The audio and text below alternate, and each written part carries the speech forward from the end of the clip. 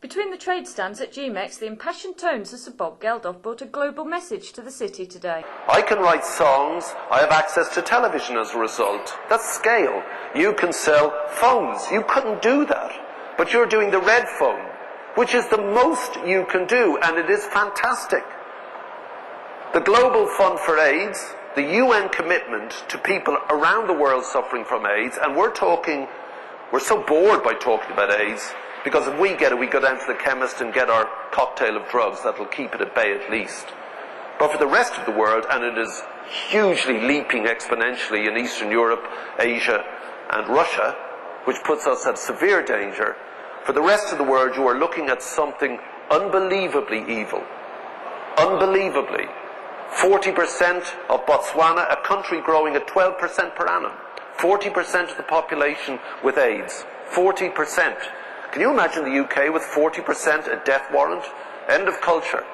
End of economy, certainly. Later he spoke to the M.E.N about the future for this region and his thoughts on new technology. Well, I think it's going to be so huge, a city. I mean, there's going to be very soon just, the tangible link of, a tri-city area, and probably there'll just be an urban thing across Middle England, which would be hard to manage.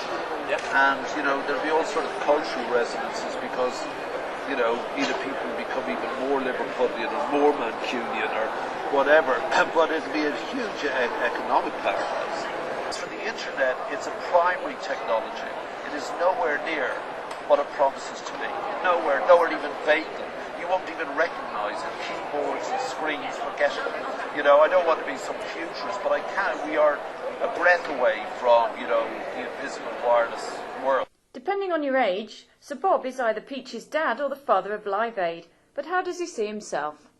I'm a musician, that's what I am. And, that's what the passport says anyway.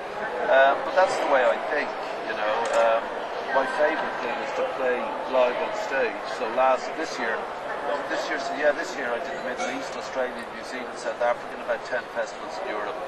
And I'll start probably, maybe another album in the next year because I know the entire world is screaming and demanding that I do that shit.